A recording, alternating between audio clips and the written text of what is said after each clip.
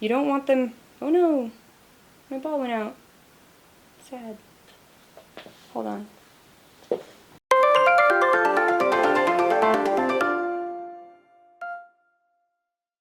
Hey you, my name is Taylor Glenn, and this is my channel Taylor Tries, where I try new things and I try to teach you new things. If you've never been to my channel before, take a look around. If you like what you see, push the subscribe button, because it helps me out. Now that we have that out of the way, let's get to today's tutorial. Today I'm going to try to teach you a style of juggling called clay motion. It looks like this.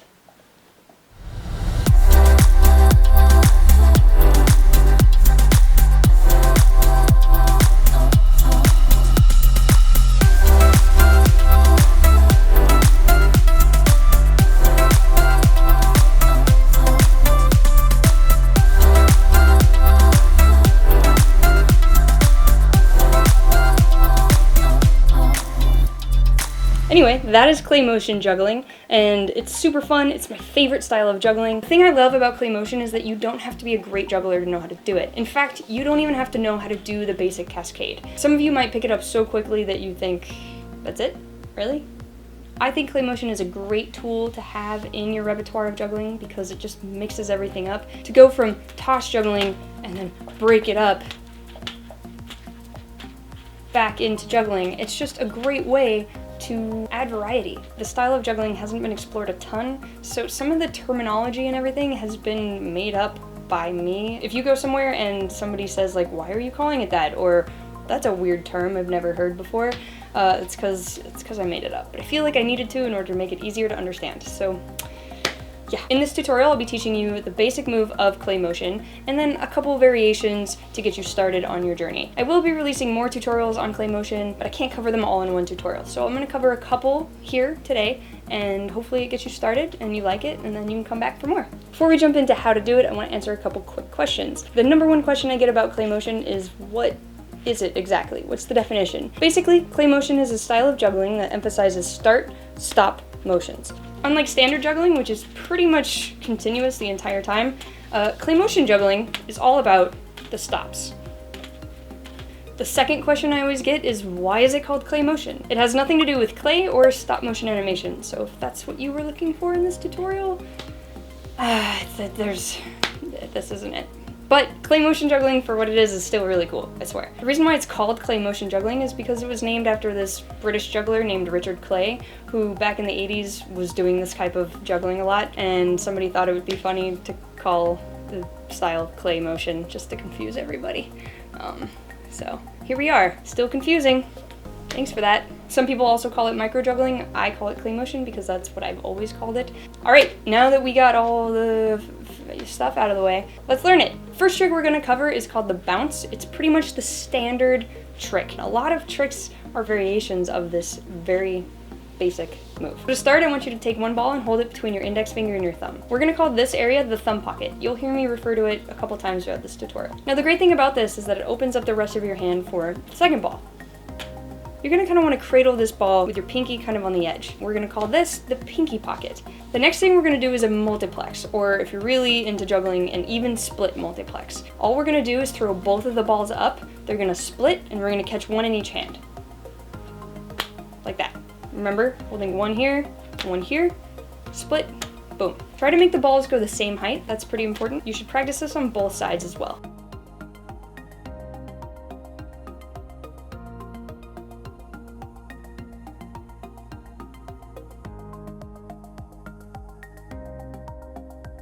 Once you feel like you've got that down, grab a third ball and hold it in your thumb pocket. Now, that brings up a good point. For the most part in clay motion patterns, if you have only one ball in your hand, it should be held in the thumb pocket. It's just gonna make it a lot easier to catch the other ball. What I see a lot is people wanting to hold it like this or catch with their fingers. Get used to holding the ball with the thumb pocket and having the rest of your hand open. All we're gonna do now is the same thing we just did. We're gonna throw these two up, they're gonna split, and we're gonna catch one in each hand. Now, when you catch this ball, it's okay to catch it in your palm or your fingers, but make sure you move it over into the thumb pocket so that you're ready to catch it again.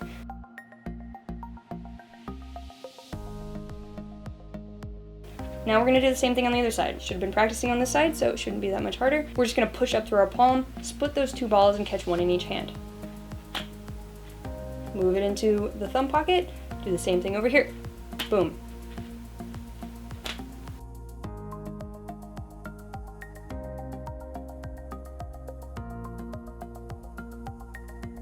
Other quick tip that might help you is the only ball that is switching hands is the middle ball.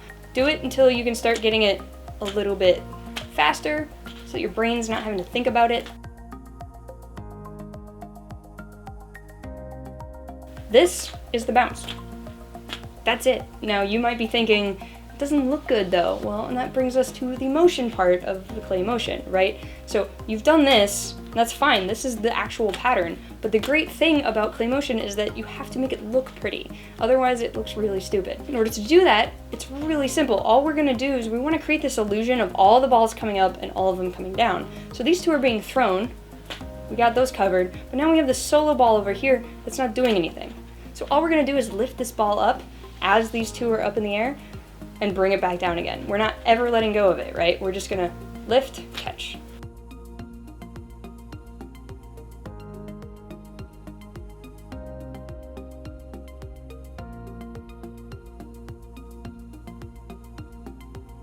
That's all it is. That's why clay motion looks so complicated, is because it looks like all the balls are being thrown at once, but they're not. Only two of them are. Another quick thing I want to mention is that when you're doing clay motion, you want to try to keep everything in this nice line. So you don't want to have your balls start to creep into your palm. You want them to stay up in the fingers. So don't be catching them like this. It's not going to look as good, and you're going to start getting patterns that end up being kind of on top of each other. Again, the other thing you want to avoid is catching that ball in your thumb pocket. So don't be doing that. You want to instead have a ball already in the thumb pocket and catch in your pinky pocket, like that. You can catch it in your palm, just move it over by putting your thumb on it and dragging it over. That will get quicker the more you do it. The other thing about clay motion is you don't have to throw it very high. You don't need your balls up here. When I do clay motion, the balls only come maybe 2 inches out of my hand. The second thing is when you catch, you don't want to stop the motion right as you catch. You want to think of it like when you're catching an egg and you kind of have to cradle it down. Have your catches be nice and soft. When you put all those elements together, the bounce is a really pretty pattern. So practice that. If you have to practice in a mirror, that helps. Just try to get all the balls to go the same height. That will make your pattern look really good. And then you can move on to some variations. So the first variation I'm going to teach you is that same pattern, but now we're going to add a claw catch. If you're not familiar with a claw catch, all it is throwing a ball up and catching it overhand. So we're going to do the same move that we just did, the bounce, but now the hand that's throwing the multiplex is going to claw that ball that's coming down. So this one.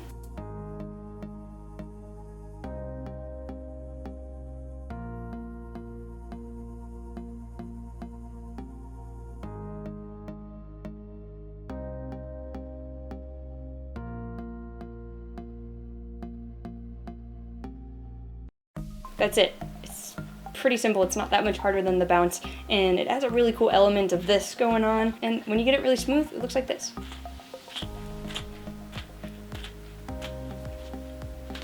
Yeah.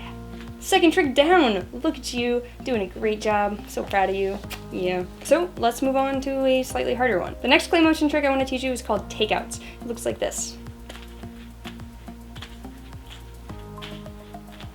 We're going to start in our starting position for the bounce, and we're going to throw these two balls just like we normally do, our multiplex, except this time when we catch this ball, we're going to catch it a little higher than we normally would.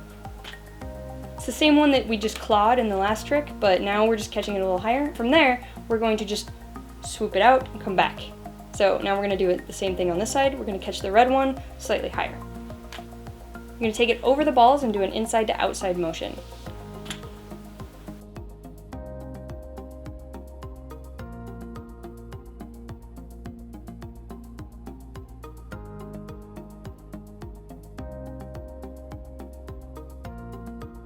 It's that silly feeling, I know.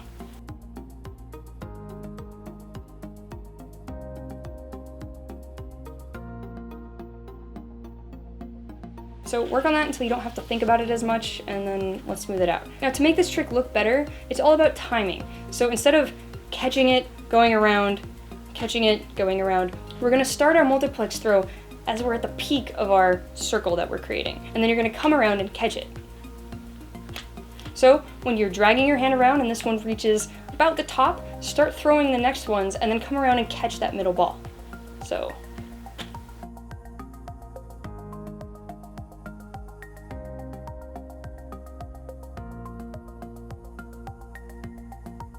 Then you can start speeding it up.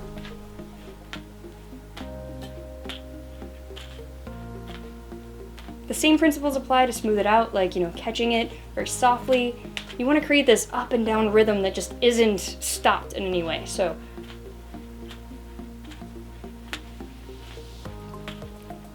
and that is takeouts. The next clay motion trick I want to show you is similar to takeouts, but it's a little bit harder. Unlike takeouts where we went over the top of our hands and made the circle, this time we're going to go underneath. This one is called an underarm orbit because we're going under our arm, we're orbiting around the top. I'm really clever at coming up with names. What can I say? So what we're going to do is do our bounce move, bring our hand down under our arm so that now we have crossing arms like this. And now when we throw our next multiplex, we're gonna bring our hand out and this one's gonna go over the top. We're gonna come up around those two balls and just catch that middle ball just like in the bounce. The hardest part of this is just getting the multiplex hand out of the way. All you do is you throw it and you take your hand out. And then you're gonna have to come back and catch that solo ball. So we're doing our multiplex, going underneath our arm, swiping around. Now we go under our arm, up and around. Under our arm, up and around.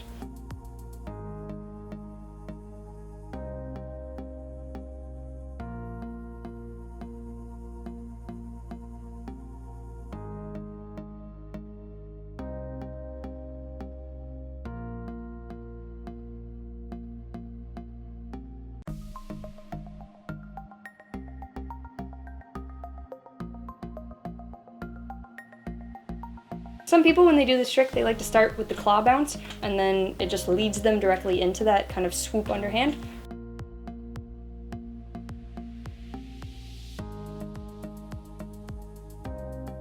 You can do it either way. There's no real right way, whichever feels better for you, and play around with both ways and see how you like it, because they look slightly different. So that's an underarm orbit. The last trick I want to teach you today is very similar to the underarm orbit, but this one we're going to go over our arm. I call this one the overarm orbit. Again, I'm really good at coming up with names. Overarm orbit looks like this.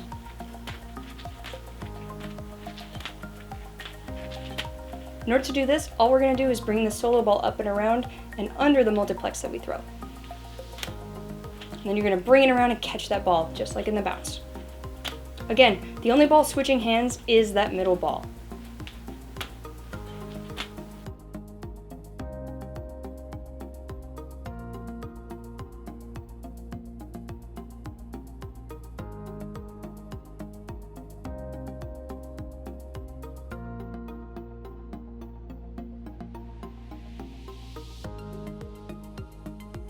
So once you understand that basic motion, in order to just smooth it out, it's very similar to takeouts, where we kind of want to start throwing our multiplex when this ball gets to its peak of our orbit.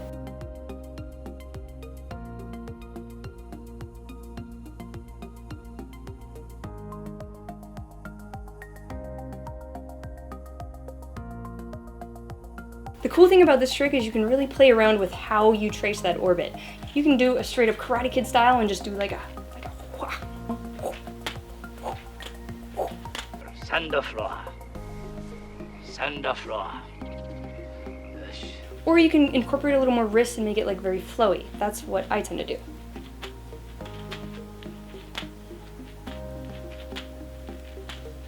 It's awesome. So that is the basics of clay motion juggling. Hopefully you guys enjoy it, take it and run with it. Come up with different variations, try different catches, try different styles of throw. The great thing about it is it's all about the style. One last thing I want to mention about the look of clay motion is the type of ball that you use. Obviously we all have different types of juggling balls, but I've found that some balls look better than others when doing this style of juggling. I personally think you want to avoid juggling balls that aren't uniform in color, like this. You also want to avoid juggling balls that are too small or hard to see.